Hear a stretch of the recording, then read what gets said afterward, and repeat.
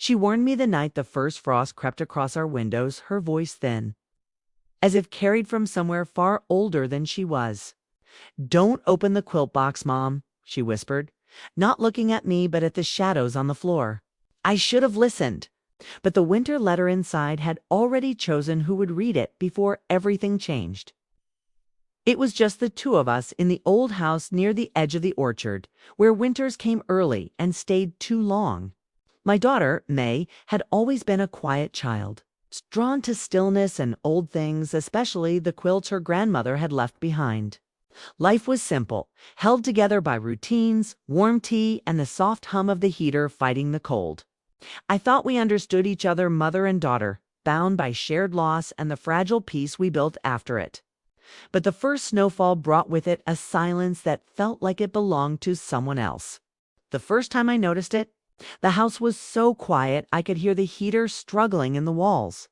May's room was still blue with early morning light, the kind that makes everything look older, softer. And there it was, that quilt box sitting at the foot of her bed like it had always belonged to the room, even though I knew I'd never seen it before yesterday. May stood a few feet away from it, barefoot, her toes curled against the rug as though the floor might shift. She didn't look at me, only at the box, like it was waiting for her to blink. It was the start of November then, before the real winter settled in, but cold enough that the windows grew a thin white edge each morning. Our house always creaked differently during that time of year. Slower, as if the cold reached inside the walls and made them stiff. It's the way old hands get. May had never been the kind of child to fear objects. She slept with the closet door open, kept the attic key on her nightstand, and spent whole afternoons rearranging old trinkets she found around the house. She liked things with stories, things that felt touched. But that morning when I leaned against her doorway, she was standing like someone caught in the wrong place. Her shoulders were pulled up, not quite scared but braced. Her breath came in short, shallow pieces, and her eyes, normally soft and distracted, were fixed, unblinking, sweetheart. I said. My voice felt too loud in the stillness. "What's going on?" She didn't answer at first, just watched the quilt box a moment longer, her fingers twisting the hem of her pajama top. Then she turned her head just enough to let me know she'd heard me, though her eyes didn't leave the box. "Mom," she whispered, "don't open it." Her voice wasn't afraid. It was certain. I stepped inside the room, each footfall sinking into the soft carpet. The box looked harmless enough. Old, yes, wrapped in a faded patchwork fabric, the kind you'd find in a cedar chest or at the bottom of a trunk in someone's grandmother's house. The edges were frayed. One corner sagged, stuffing showing through dot. It was the kind of thing you'd expect to smell like lavender and dust, except the closer I walked, the colder the air felt around it. May took a small step backward. I reached out to touch the box, just with my fingertips. But May moved so suddenly it startled me. She grabbed my wrist with both hands. Her grip small but urgent. "Don't," she said again. Barely a breath this time. I knelt beside her, trying to meet her eyes. But she kept looking past me toward the box. "Did you put it here?" I asked softly. She shook her head. "Did somebody bring it?" Another shake. "May, sweetheart, tell me what's wrong." She swallowed, her throat trembling a little. "It listens," she said. The words were simple, but the way she said them, like she wasn't repeating a fear, but a fact. I let my hand rest gently on her arm, felt the faint tremble beneath her skin. The box sat perfectly still, unmoving, silent, but somehow watching us both that night after May fell asleep, curled on my side of the bed. I slipped out quietly to check on the box again. The hallway was dark except for the thin light under her door, pulsing softly with the rhythm of her nightlight. The wind had picked up outside, sharp enough that the siding clicked, a dry tap, like fingernails dragging. I opened her door slowly. The box was exactly where it had been, right at the foot of her bed, right where her feet should have been. I stood there for a moment listening. The wind hissed. The house breathed. The radiator rattled once. Then, beneath all that, a sound, soft, barely there, like fabric shifting, cloth brushing against itself, A rustle. I stepped closer, careful not to wake May. The old rug felt thin and cold under my feet, and the closer I got to the box, the sharper the air seemed to turn. The rustling stopped. I held my breath, waited. Nothing. I crouched down, staring at the faded fabric wrapping the box. There was no movement, no sound. No reason it should have made that noise. I reached out a hand. Mom. May's voice drifted through the dark like a thread being pulled tight. I looked back. She was half awake, eyes glassy, hair stuck to her cheek. Don't go near it. Her voice broke slightly at the end, just enough to let me hear the fear she'd kept hidden all morning. I sat beside her, the box only a few feet away. What kind of fear, I wondered silently. Brushing her hair from her forehead makes a child speak as though a box is listening. May settled back into sleep, her breathing slow, steady. I stayed awake. The moonlight crept across the floor inch by inch until it touched the edge of the quilt box. The faded fabric seemed to shift in the pale glow, not move exactly, but settle, like something inside had adjusted itself. The room felt colder. I wrapped my arms around myself, staring at that box like it might open its eyes. Somewhere in the walls the heater clicked on. The house exhaled, and the box, that old, harmless-looking box, sat quiet and still. But I couldn't shake the feeling that it hadn't been quiet for me, only waiting, and whatever it was waiting for. I wasn't sure I was ready to hear. The morning it arrived, the light came in thin and colorless, as if the sky had been drained overnight. I stood at the threshold of May's room with a mug warming my hands, listening to the heater breathe through the vents. The quilt box sat where it always did, now quiet, obedient, pretending to be furniture. And there, like a tongue from a closed mouth, an envelope slid from beneath the fabric edge. Half out, addressed to me in a shaky hand that made my name look borrowed. I didn't move. The paper looked cold, as if the night had slept inside it. November had settled into the house in small ways. The hallway rug felt thin. The windows wore a skim of frost that turned our view into soft ghosts of trees and sky. We'd started eating oatmeal most mornings because it stayed warm longer than anything else. May liked hers with too much cinnamon. I didn't argue. The kitchen clock ticked like an old ankle-stiff faithful, counting out a season we had to endure. We were careful with our sounds that day. Every cabinet door I closed felt like it might echo into something listening. Even the kettle seemed shy about it, taking longer to boil. Exhaling in private, May trailed me room to room, saying nothing, a polite shadow. When I reached her doorway, she was already standing near the foot of the bed, watching the box with that same narrowed stillness. Her sleeves stretched past her hands. She worried the cuffs the way a person works a prayer bead. "You hungry?" I asked, because that's what mothers do when the other questions feel too sharp. She didn't answer. Her eyes flicked down. I followed her gaze and saw the envelope. No stamp, no seal I recognized. Just my name, written slow, as if the writer had to lift the pen to remember each letter before setting it down again. "Did you?" I started. May shook her head. Quick, almost guilty, as if I'd accused her of opening a door we had nailed shut. I set my mug on the dresser. It left a faint ring of heat on the wood that I rubbed away with my thumb without looking. The envelope lay half under the quilt box, as though it were being fed out from a slit I couldn't see. I felt the tug of a thought I didn't want, that if I pulled it free, something inside the box would feel the absence. "Don't," May said softly. Her voice didn't rise above the hum of the vent. "I just want to see who it's from," I told her.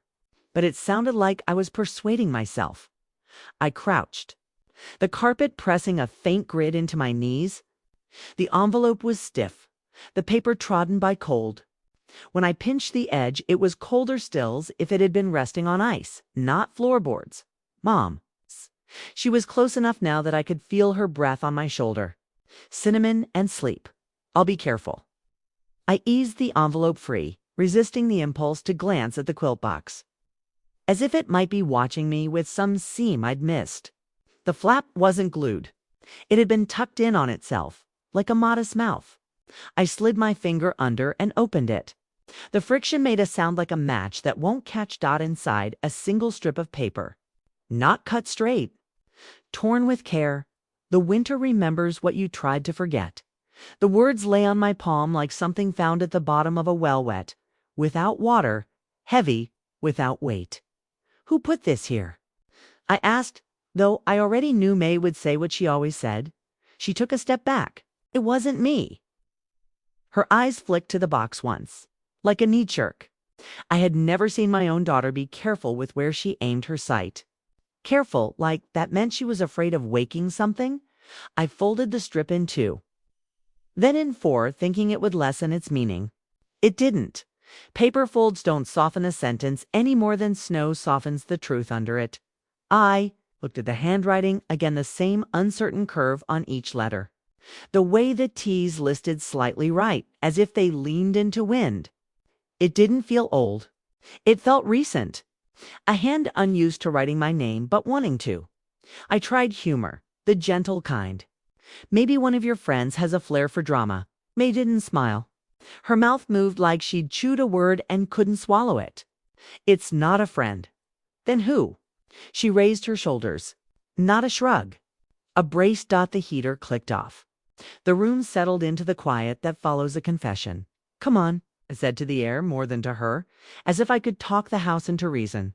I slid the strip into the envelope, tucked the envelope into my sweater pocket, feeling its cold against my skin. We'll put it away. It's just a note. Notes are for the living, May whispered. I pretended not to hear the shape of that sentence. Adult words using a child's mouth. Behind us. The quilt fabric gave the smallest sigh, as though a knee had shifted under blankets. I turned. Nothing moved. But the silence had a new taste. Later. When May went to school, wrapped in her too big coat and the cinnamon smell faded from the kitchen, I stood alone in her doorway. The box glowed dully in the winter light-faded blues, thinned reds. I seemed mended by a hand that had been patient when patience was still cheaper than time. I took the envelope from my pocket and read the line again. The letters had not changed. Only I had. I tucked it into a drawer and closed it softly, as if the wood had nerves. Then I knelt by the quilt box and pressed 2 fingers to the fabric the way one might touch a stranger's wrist to find a pulse. The room held its breath with me. The winter remembers, I whispered, not sure if I was agreeing or asking. And from somewhere inside the house, something listened back. By late afternoon, the light had turned the color of old paper, the kind that bends at the corners and keeps the shape. I stood at the bottom of the attic stairs with a flashlight in one hand and a sweater thrown over the other, listening to the house make its small winter sounds, pipes ticking, the roof settling, a branch brushing the siding like a soft-knuckled hand. May waited behind me, 1 foot on the first step, 1 still on the hallway floor, as if keeping a promise to both places. We won't be long, I said. She didn't look at me. Her fingers curled around the banister light, then tight. Then light again, like she was measuring her courage against the wood. The attic hatch opened with that familiar sigh. A tired mouth exhaling dust. When I pushed the ladder down, a cool draft slid over us, smelling faintly of cedar and old wool. The kind of smell that says somebody once cared enough to store things properly, to fold edges straight, to keep moths from turning stories into lace. I told myself this was a simple errand. We would find the harmless origin of a quilt box that had appeared in a girl's room and learned our names. We would show the ordinary face behind it. We would eat soup afterward and let the heater do its slow, good work. May followed me up, reluctant but obedient. The ladder creaked like it remembered every foot that ever climbed it. When we reached the boards, our footsteps made a hollow sound, as if the attic had kept its floor a little apart from the rest of the house. A narrow pocket for secrets to breathe. I swung the flashlight across the rafters.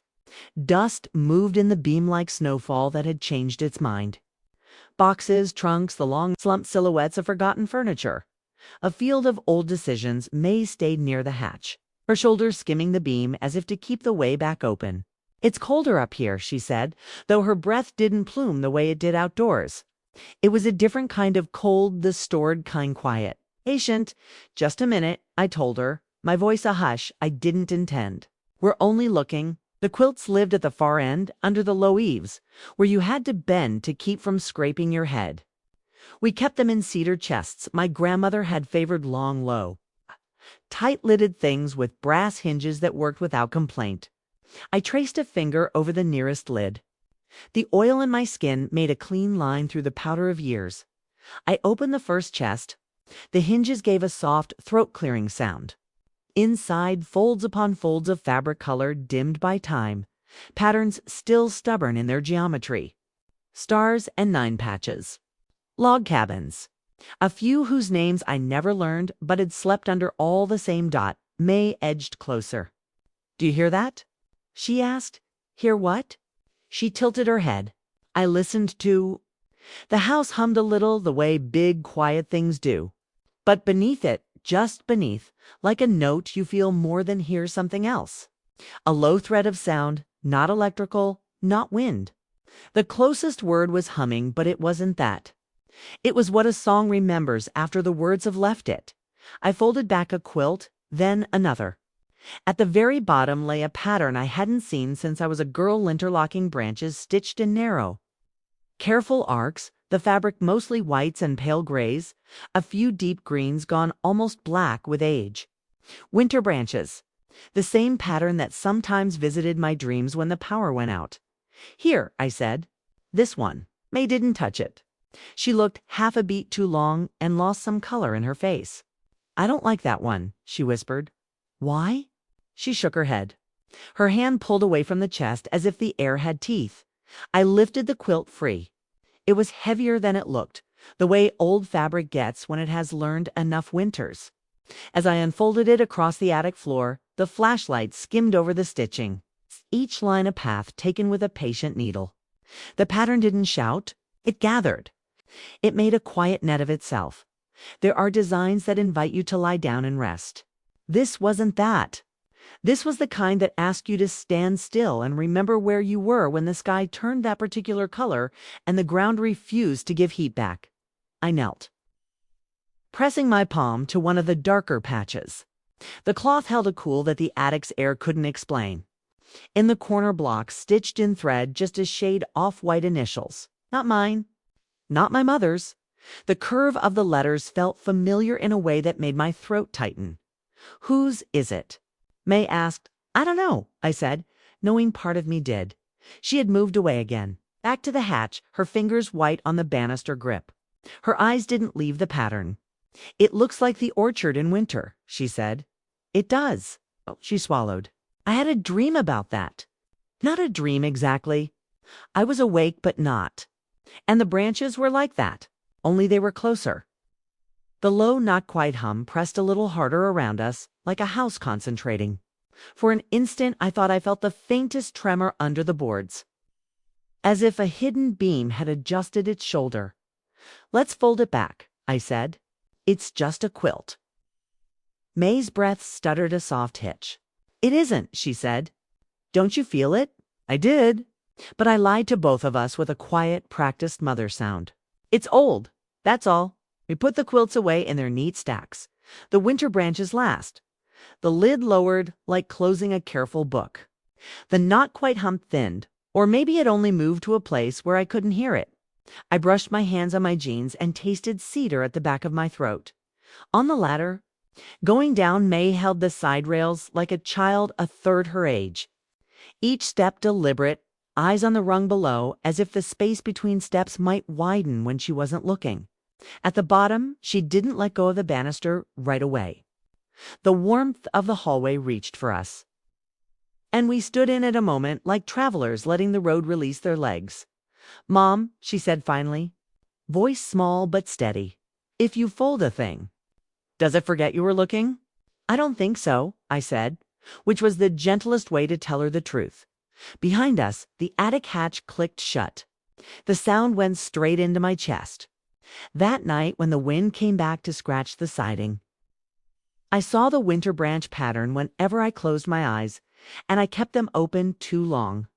Why did that design take the color out of my daughter's face the way a frost takes it from a field? The morning started with the kind of silence you get after someone hangs up a phone. Not angry, not relieved, just the quiet of something unfinished. May sat at the kitchen table with her knees tucked into the chair, staring at the window where the frost had made little rivers that didn't lead anywhere. The kettle hadn't whistled yet, but I could already feel the house listening. She didn't look at me when I set her bowl down. "Did you ever leave something in the snow?" she asked, voice soft, like the question might break if she breathed on it. "The kind you can find again?" I said. She blinked once. "The kind that finds you." By then, the cold had gotten inside our days. We worked around it the way you work around a bruise, careful, aware, pretending you don't remember where you hit it. The orchard beyond our kitchen wore its thin white veil, each branch traced in light that had no warmth to it. Even the birds came quieter, 2 quick darts to the feeder and gone. May had always carried her quiet like a soft coat, but this was different. It wasn't the quiet of contentment. It was the quiet you use to hear something else. She started speaking in pieces. Little islands of questions dropped into the middle of ordinary talk. "Did you ever bury a sound? Do you remember the woman who sang by the fence? When the snow comes back, does it bring everybody?" I tried to bridge those islands with Mother Ansgar's gentle, practical, but my words fell short, like boards that didn't quite meet. She'd nod, polite, then drift to the window again. The steam from her oatmeal ghosting up and vanishing against the cold glass dot at school. They said she was fine, mostly. Quieter than usual.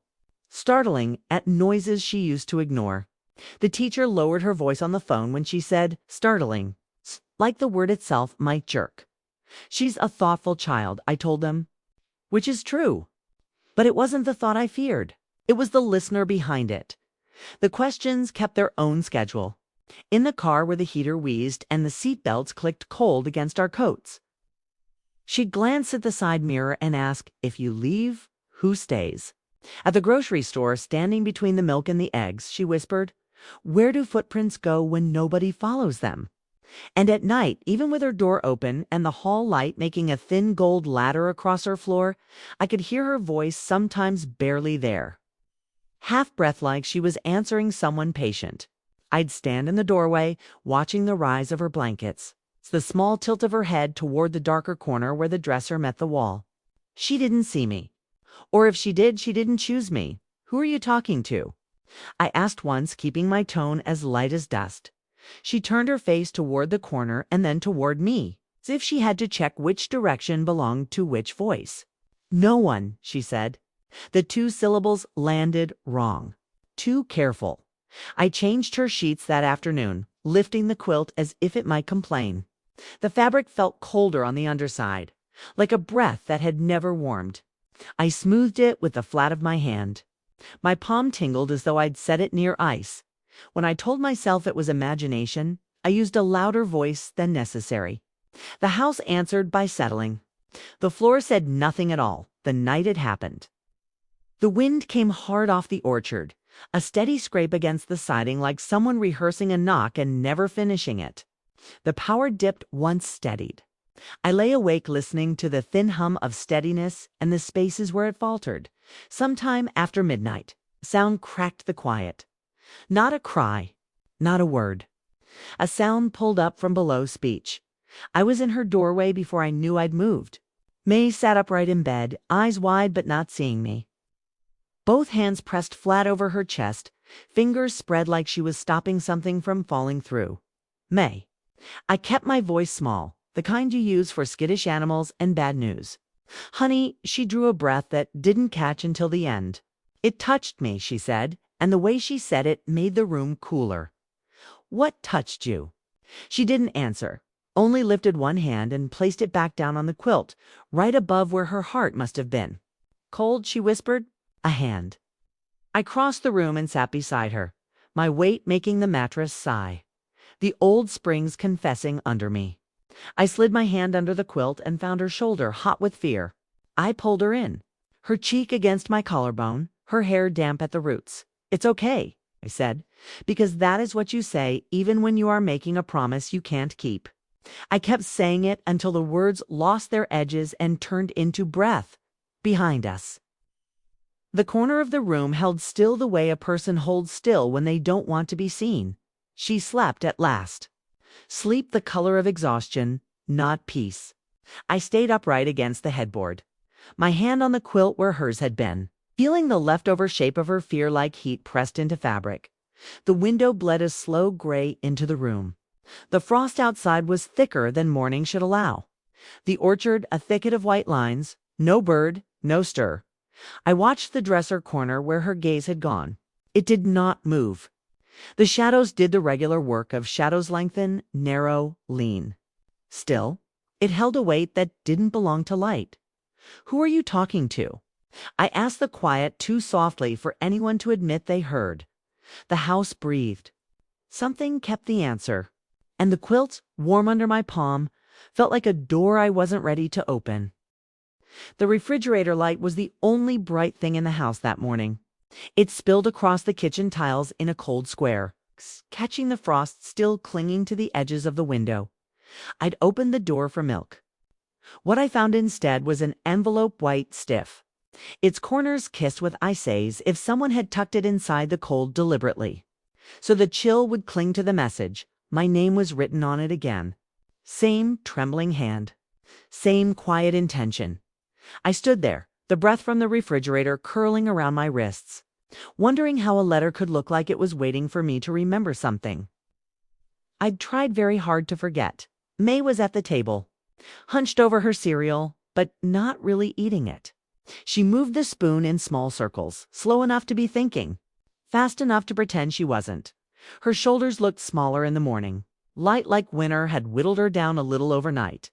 When she saw me staring into the refrigerator, she lowered her gaze to her bowl again. "Did you put this here?" I asked gently. "No, it's a single syllable." Quiet but confident. "You didn't come into the kitchen last night?" She shook her head.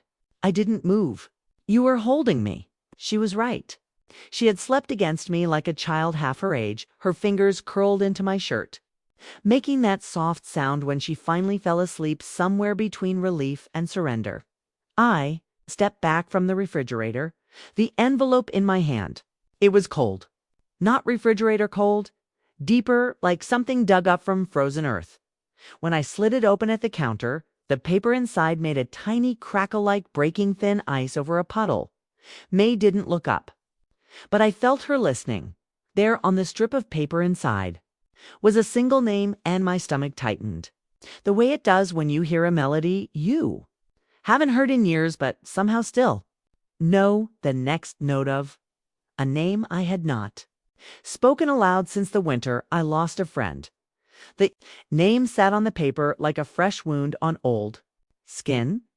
I held it between my fingers, but it felt heavier than paper should be, like memory trying to climb back into the body. My hands trembled, just a little. May saw it?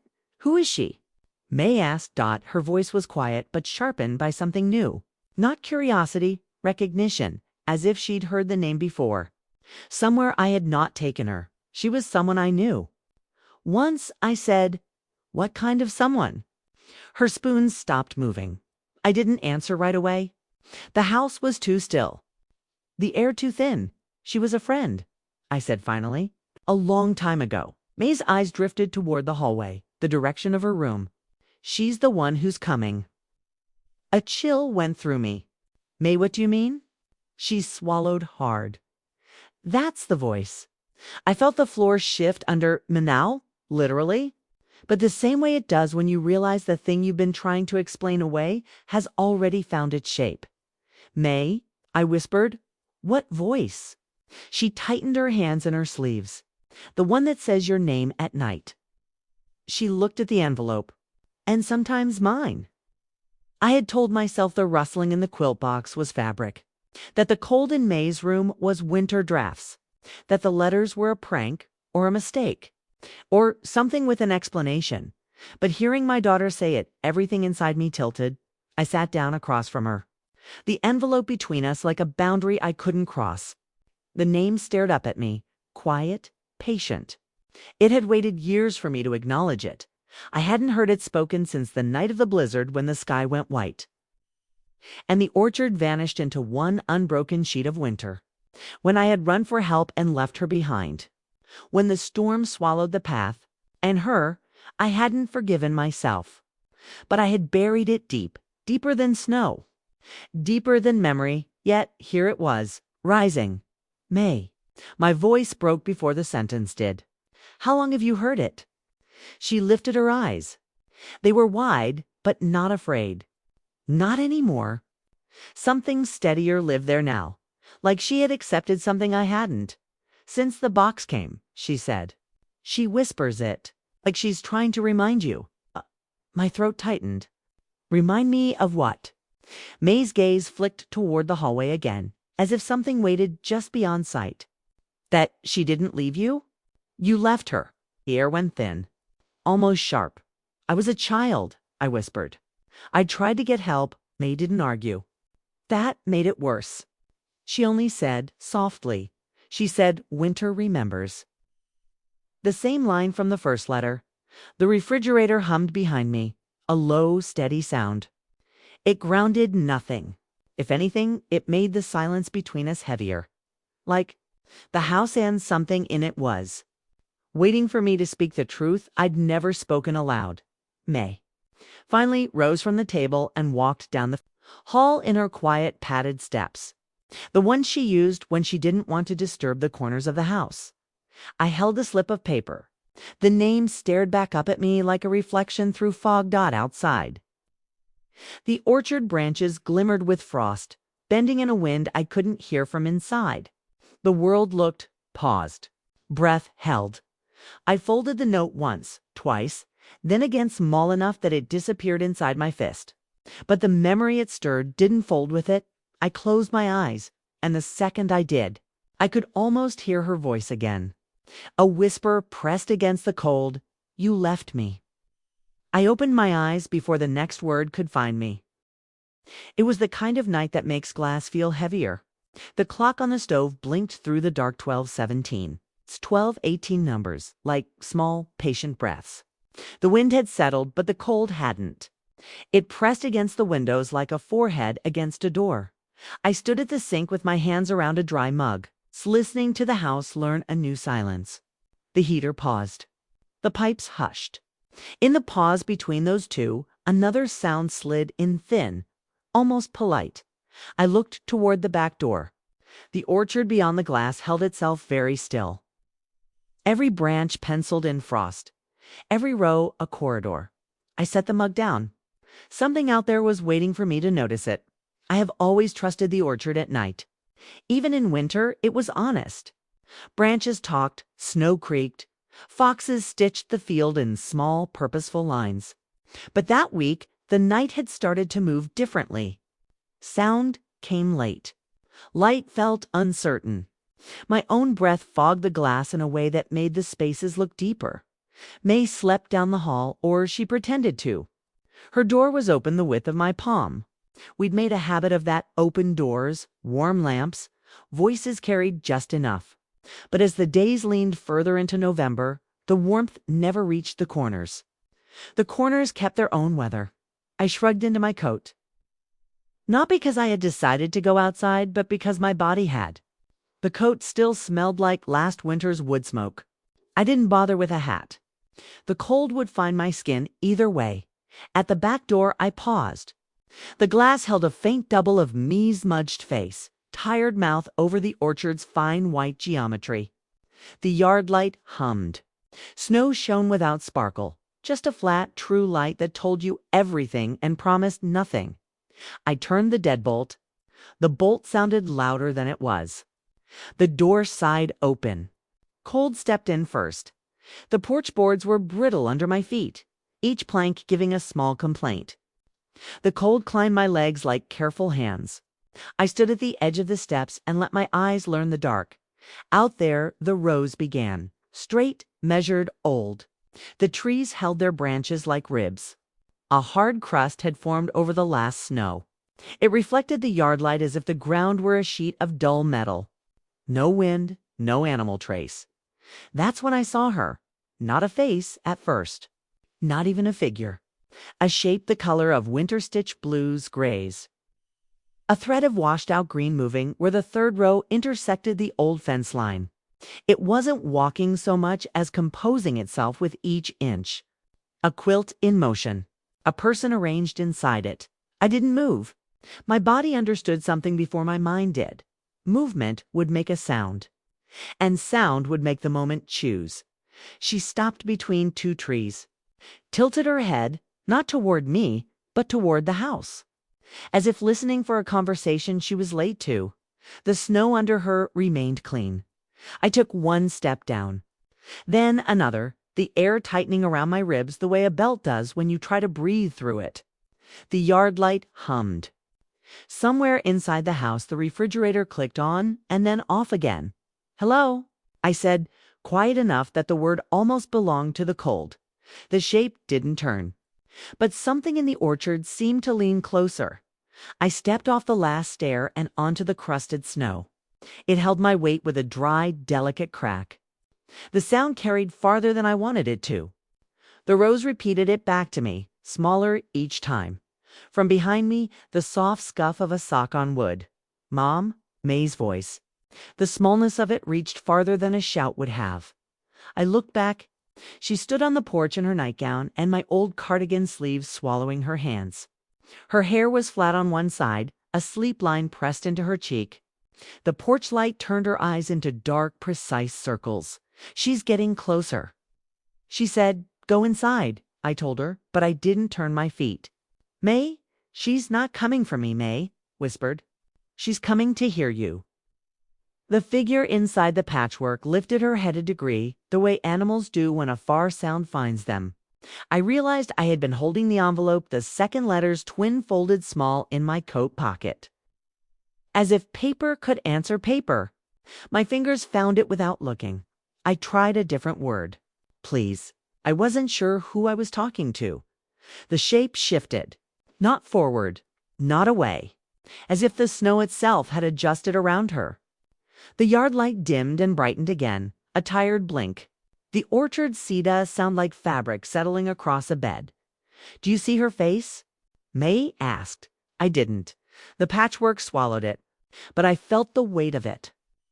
The way you feel someone in a dark room even when they haven't spoken.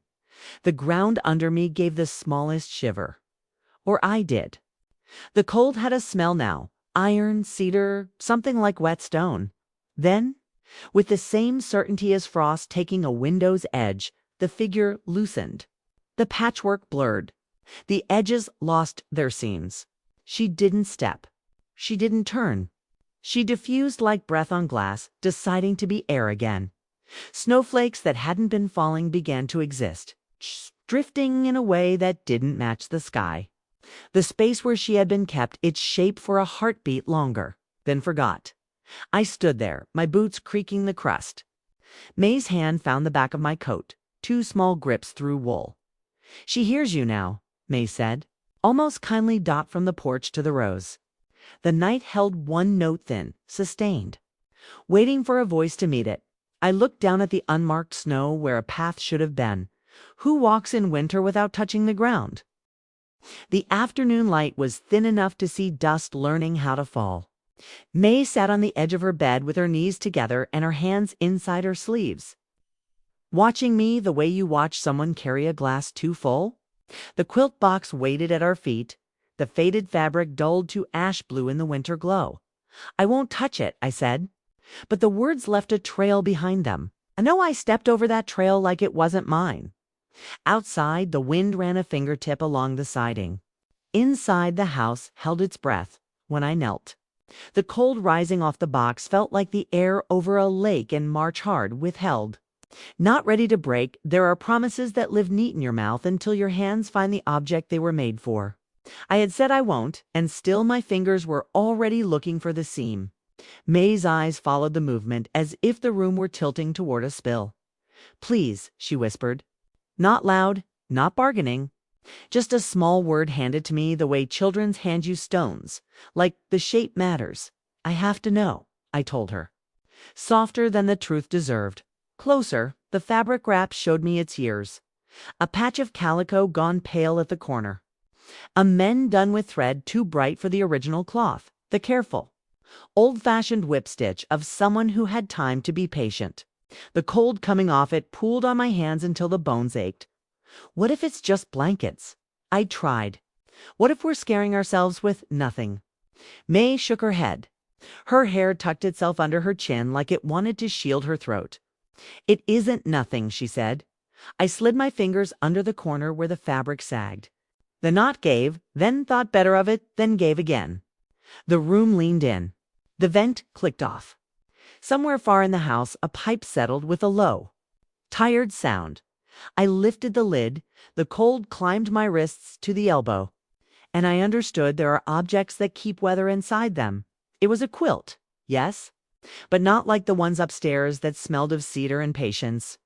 This one carried no smell at all, and that absence was its own kind of centennial. Emptied rooms, snow packed into footsteps until the path stops remembering feet. The top was new. New in the way a wound is new. The stitches had a confidence I recognized, and that recognition made my mouth go dry. Not my hand, but a hand that had learned beside mine, squares arranged not by pattern but by memory. As if the guiding rule had been put down what hurts in the order it arrives. In the upper left, a road. Narrow, slashed by wind. I knew that road before my mind offered me its name. The thread used for the sky had been pulled so tight that the cloth puckered, the way skin gathers around a bruise. A line of fence posts leaning as if the cold had weight. May moved nearer and then remembered not to be near. Her breath tapped my forearm. She made no sound, but her face changed in the way faces do when a person tries not to make a sound. Another square, the orchard fence. Broken at the far end where the old maple roots buckle the boards. 3 stitches small, tight. Stubber marked the place where the post had snapped. My fingertips found that stitch and stopped. The thread was cold enough to sting. I pulled my hand back and wiped the sting into my skirt as if I could rub the image off. Mom, May said, but she didn't finish the sentence. The room had turned her words into breath. Near the center, a square I didn't want to see but could not avoid. 2 figures stitched in dark thread against a field of white. Not detailed, just the suggestion of bodies with shoulders drawn up, heads bent. One figure smaller, tugged toward a shape that must have been the house. The other, closer to the fence line, turned the wrong way. Into the blank, I stared until the thread blurred and the white became all winter again. The memory rose whole, the way the sky removed the horizon. How the snow came sideways and up, as if the ground had lost its idea of down. The run toward the porch light. The certainty that I could come back with help in minutes. The minutes teaching me their other name. Ours. Then dark dot in the seam along the bottom of that square. I saw it. Initials in thread 1 shade off the cloth. Not mine. Not the quiet signature my mother used. The first letter snagged on the needlework of my chest. Like a hook catching wool, May's hand weightless touched the outer border. She sews fast, she said. Not a question. An observation handed down from inside her own listening. How would you know that? It came out sharper than I meant. She told me, May said, when I can't sleep. She says the needle keeps the shape of a voice if you use it quick enough. Closed my eyes against the hum that wasn't a hum against the feeling that the air had gathered around. The 2 of us like curtain cloth around a draft. Who's sewing this? I asked the quilt, the room, the winter. Who is taking my seeing and making it into thread? The house offered no answer. Only the old floor gave a careful groan, as if the weight of seeing had shifted from one board to another. May didn't cry like children cry. No rush, no sound with corners. She stood there and her eyes filled until the world inside them blurred. A tear slid over the ridge of her cheekbone and hesitated at her chin, patient, then fell onto the border of the quilt without a splash. I folded the quilt back into the box, not because I wanted to, but because the air needed me to. The cold rose, then settled, as though something inside had taken a deeper breath. I lowered the lid. The room warmed by a degree I could feel across my teeth. May pressed her sleeves to her face and then let them fall. Who's making it? she asked, voice small but steady. I straightened the wrap around the box with hands that wouldn't quite stop shaking. Someone who remembers too well, I said when we left the room.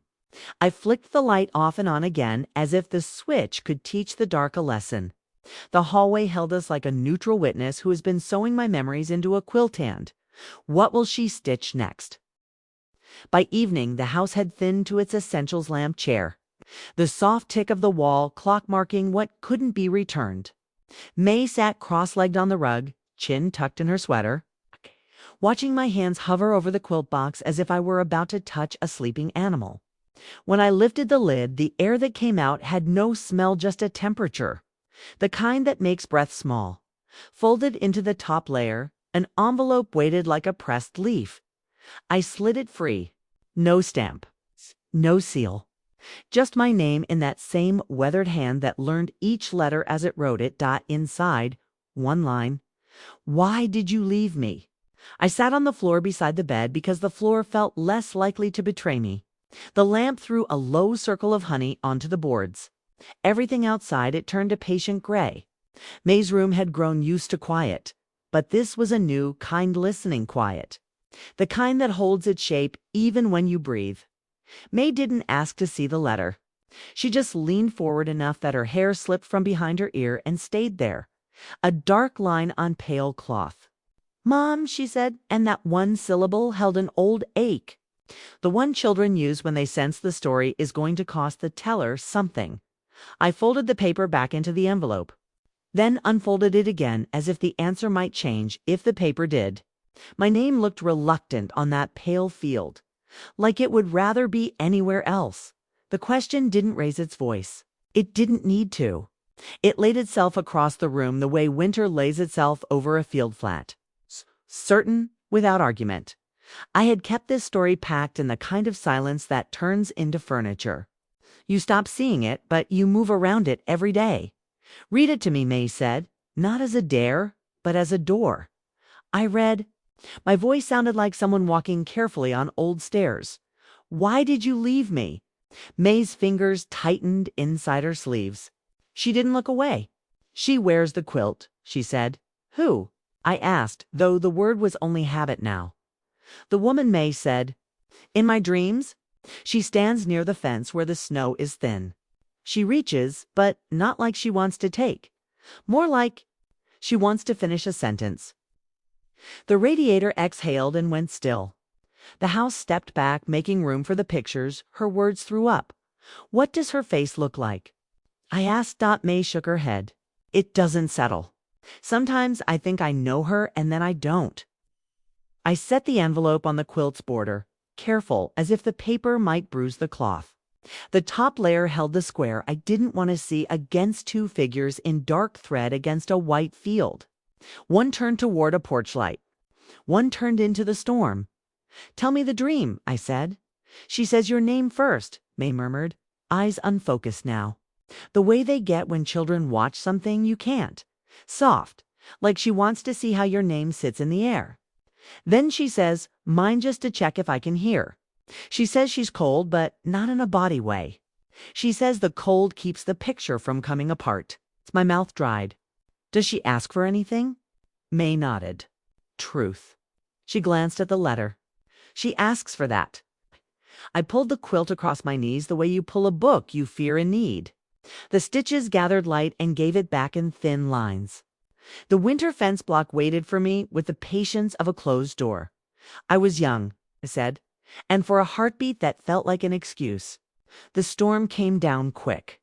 You know how the orchard can disappear when snow decides it wants the whole sky? We were walking the fence line.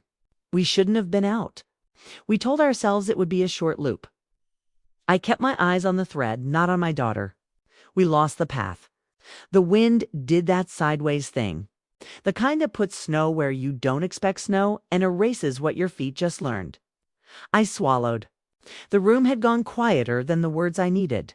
I ran to the house. I said, I could see the porch light through the white. It was closer for me.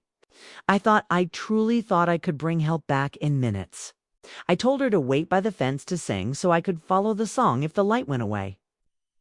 My voice thinned. I found hands and rope and men who knew the rows blindfolded. We went back. The light was wrong by then. The fence had more snow. The singing wasn't there. May didn't move. Even her breath slowed to keep whatever we'd just woken from breaking. By the time we reached the break in the boards, I said, "The place where the post leans." I touched the 3 stubborn stitches. She wasn't there. The room made a soft sound then. Not the house. The room. As if the air itself had exhaled through its teeth. May's hand found my sleeve. Small grip. Surgical kindness. "She's not angry," she said quietly. "That's not the word. What word is it?" I asked, though I already felt the shape of it in my chest. Unfinished. May whispered. The envelope lay between us like a question that had practiced being patient. I slipped the paper back inside and rested it on the quilt's winter squares. The cloth held its cold without malice. Outside, the orchard had become a set of drawn lines on black glass. No wind, no sound. The night seemed to wait with us, the way strangers wait in a hospital hallway present. Not intruding, ready for news. "I didn't leave you," I said into the quiet that wasn't empty. I ran toward the light so I could come back with it. The lamp hummed once. The silence took the sentence and set it somewhere. "I couldn't see Dot. Is she asking for blame more?" Just the piece of truth that frees the rest.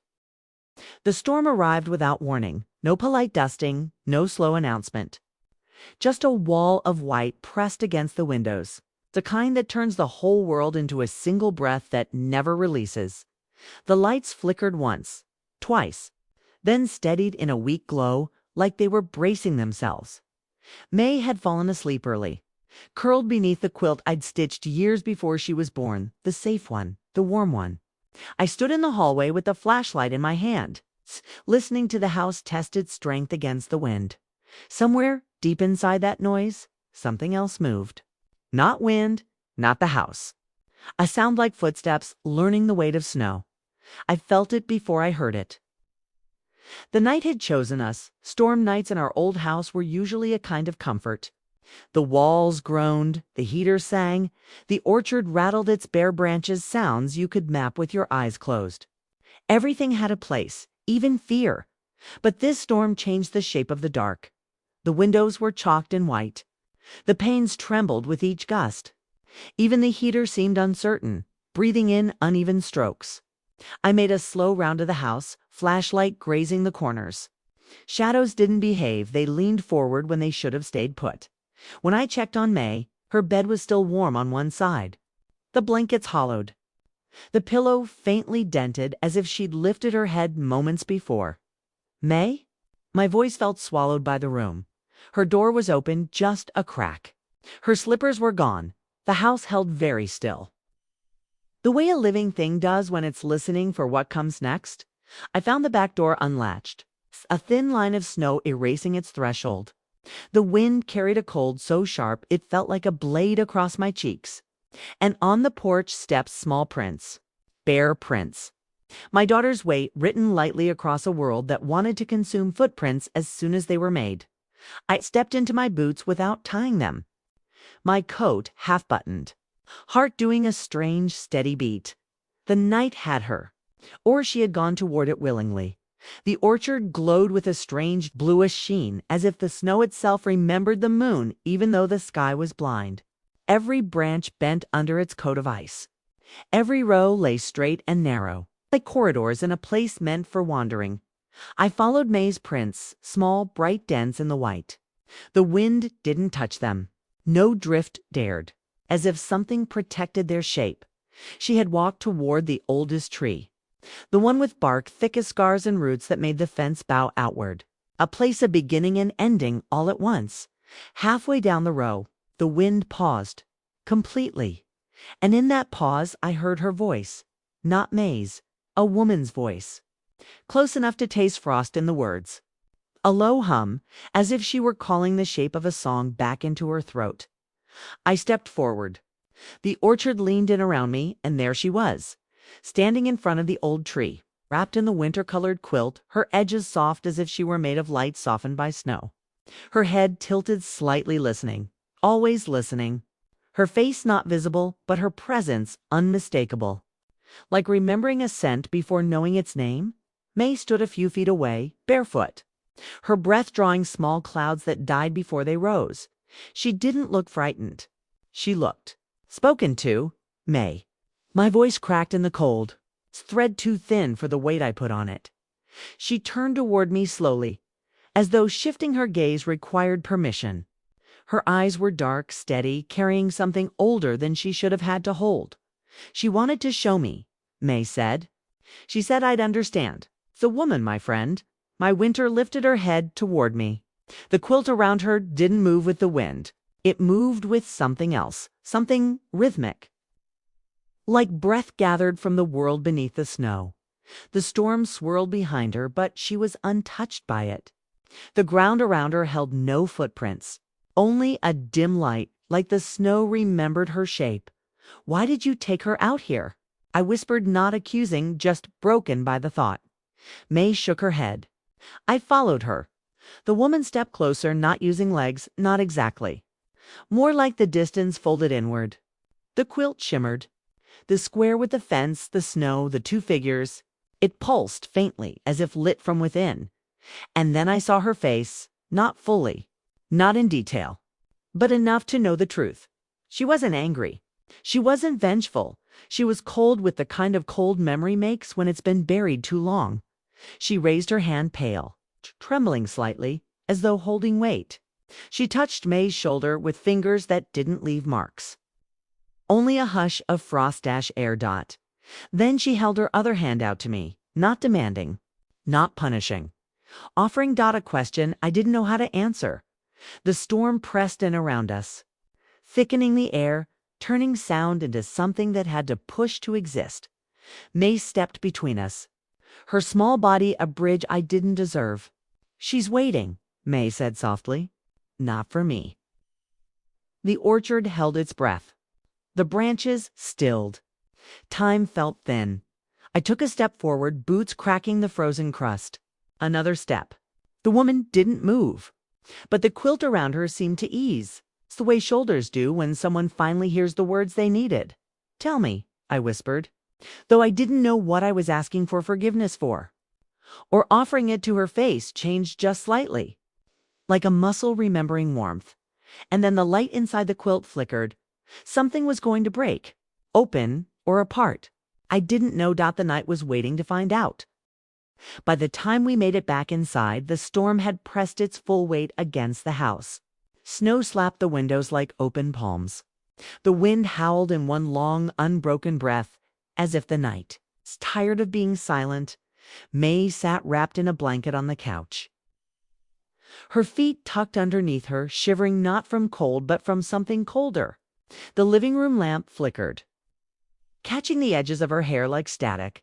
I had just latched the door when I saw a tan envelope lying on the rug. No footprint near it. No trail of snow. The paper was dry. The ink faintly smudged, as if written in a place where breath fogs before the words do. And for the first time, I didn't hesitate to pick it up. The envelope felt warm in my hands, which made no sense, not in a house losing heat.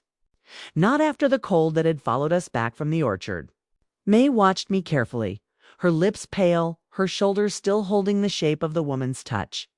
Did you see her face? She asked. Her voice was fragile, but calm, the calm of someone who had crossed a threshold and knew there was no returning to the room she had left behind. Only enough to know she wasn't here to hurt you. I said. May nodded, but her eyes drifted toward the windows where the storm clawed to be let in. She wanted you to see her, she whispered. I sat down beside her, the envelope warm against my palm like something alive. For a moment, I just held it, breathing, listening to the house strain against the wind. Then I tore the flap open. Inside was a single piece of paper, folded once, not torn, not hand-cut, a careful fold. Like someone had smoothed it against their knee before slipping it through a door. The wind couldn't open. I unfolded it. The message was brief, written in that same trembling script. Let her grow without your shadows. The words landed in my chest like a breath I hadn't taken in years. I read the line twice. Then a third time. As if the ink might reveal more under pressure, May leaned closer. "What does it say?" My throat tightened, but I read it aloud. Her brow furrowed, not in confusion, but in recognition, like she'd already heard the sentence whispered through her dreams and had been waiting to hear it in my voice. "She wants you to stop running," May murmured. I looked at her sharply. Running from what? May's gaze drifted toward the hall, toward her bedroom door slightly ajar, toward the quilt box waiting like an unspoken sentence. From what happened? From her. From the part of the winter you won't say out loud. I closed my eyes. There it was, the truth I had stitched around, avoided, tucked into drawers and under years of silence. "I didn't want my guilt to be yours," I whispered. The words felt like they'd been trapped in deep. Frozen ground finally given a chance to thaw. May reached out her small hand and rested it over mine, the one still holding the letter. "You can't give me something you never said," she said softly. The lamp flickered again. The storm outside pressed harder, as if leaning its ear to the wall. Then softly, almost politely, the heater clicked off. And the house fell into a quiet that felt chosen. The air shifted, quieter, denser. We weren't alone. A faint sound drifted from the hall. Not a footstep, not a creak, more like fabric brushing fabric. A whisper made of thread. "The quilt box." I rose slowly, May's hand sliding off mine like a leaf, letting go. The flashlight sat on the bookshelf. I took it without looking away from the hall. The house was dim, except for the weak glow from the living room. The shadows along the hallway walls fluttered in that strange way shadows do when light is unsure of its own strength. I stepped forward. The first floorboard groaned a tired, familiar sound. The second floorboard answered with a sound I didn't recognize. Sharper, closer. May followed behind me, silent as dust. When we reached her doorway, the quilt box sat exactly where it always did. But the lid closed when we left was now cracked open by the width of 2 fingers. Inside, something glowed faintly. Not bright, not warm. Just the soft light of memory being rewritten. I knelt and lifted the lid. May stayed by the doorway. The quilt inside had changed. The square of the winter fence where the 2 stitched figures had once stood was different. The smaller figure still reached toward the porch light. But the second figure, my lost friend, was no longer facing the storm. She was turned toward the house, toward us. Her thread-thin hand held out the smallest stitched envelope. And the stitchwork shimmered. The woman in the snow had sewn us this moment. A final offering. A final ask. I reached in and touched the stitched envelope with the tip of a finger. The cloth warmed beneath my skin, the way fabric does after it's been held close to someone's chest. "It's her last letter," May whispered from behind me. "Does she want me to answer?" I asked. May stepped into the room and stood beside me, her shoulder brushing mine. "No," she said softly. "She wants you to let her rest." Outside, the storm loosened its roar, dipping into a tired sigh. The wind uncurled from the siding. Snow stopped clawing at the glass. The house exhaled. I closed the quilt box gently, my palm resting on the lid for a long, quiet moment. "Thank you," I whispered, not expecting an answer. But somewhere deep in the winter-dark orchard, a branch cracked gently, like someone finally setting down a burden they'd carried too far. The night settled, and something softened enough to let morning in. By morning, the storm had fallen apart like a tired sentence. Icicles loosened one clear drop at a time. The gutters clicked with a new patient rhythm. The windows no longer held their white blindness, just a thin mist that receded when the sun touched it. I stood at the back door with my palm on the glass, feeling the warmer side of cold. The orchard was a field of dark lines, rising out of soft, surrendered snow. Nothing dramatic, just a steadiness I hadn't trusted in months. May came up beside me, quiet as always. She rested her head against my arm and let out a breath that didn't scrape on the way out. "Listen," she said. I did. The house wasn't bracing anymore. It was breathing. Spring never arrives all at once here. It sends hints: ahead wet wood, a loosened latch, mud where snow remembered to melt. That day the doors fit their frames differently. The floorboards lifted their shoulders and set them down. Even the heater agreed to rest. We moved through the house, picking up what the storm had scattered: blankets over chair arms, cups near their saucers, a candle guttered white at one edge like a torn thumbnail. Nothing heavy, nothing haunted. Just the work you do when a night leaves. On the hallway wall, the family photographs had settled crooked. I straightened them with my knuckle, and the glass gave back my face in faint, forgiving pieces. My mother's smile. My grandmother's eyes. Women who knew winter by name and still set water to boil. In May's room. The quilt box waited, as always. But it didn't harden the air anymore. The cold that lived inside it had thinned to something like history. When I lifted the lid, the breath that rose was small and ordinary. The kind you don't notice unless you've been listening for too long. On top lay a different quilt. Not the winter branch pattern.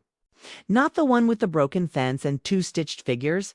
This one held quiet colors: soft greens, washed peach, the pale blue of sky after snow. The seams were sure, but not urgent. The thread's path didn't argue. It agreed. May stood at my shoulder. "It's warm," she said, though she hadn't touched it.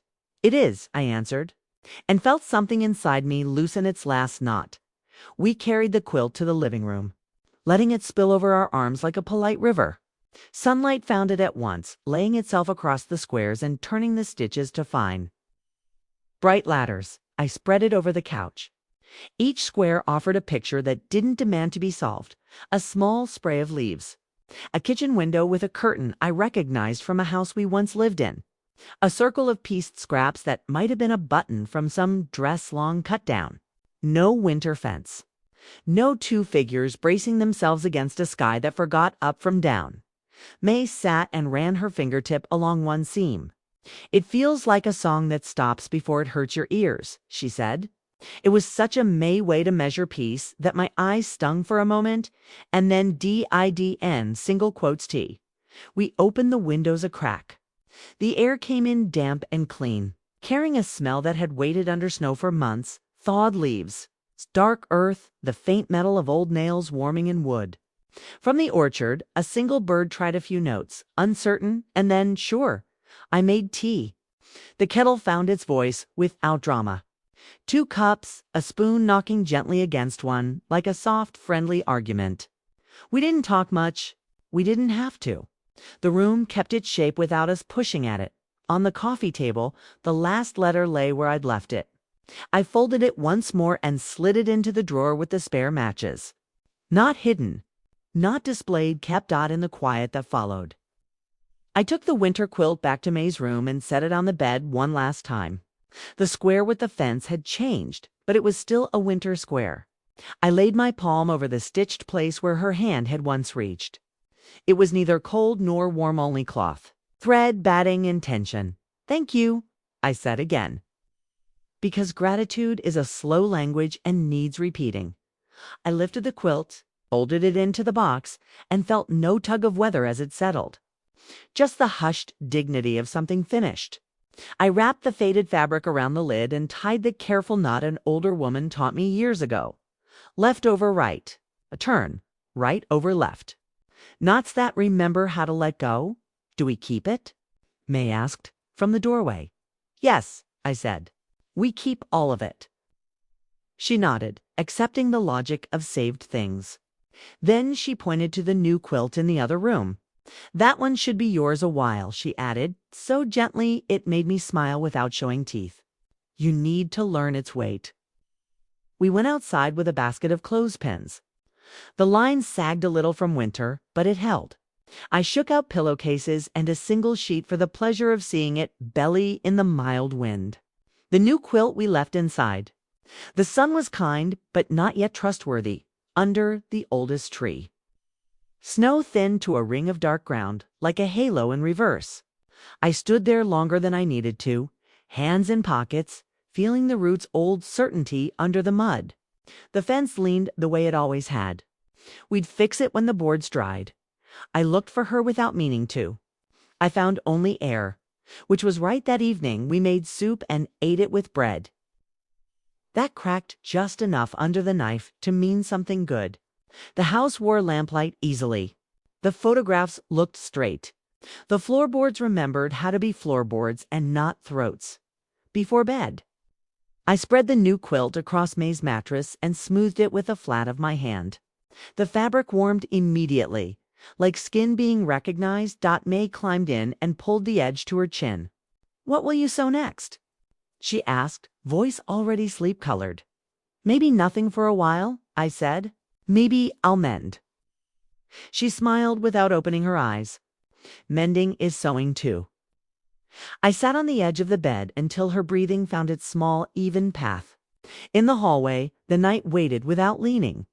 The orchard kept quiet company. When I turned off the lamp, the room did not fill with listening. It filled with rest. Spring does not ask what winter meant. It makes space and lets you answer if you want. Outside, somewhere past the fence, a branch lifted free of ice and stayed inside. I folded my shadows small, put them where the light could reach, and left them there.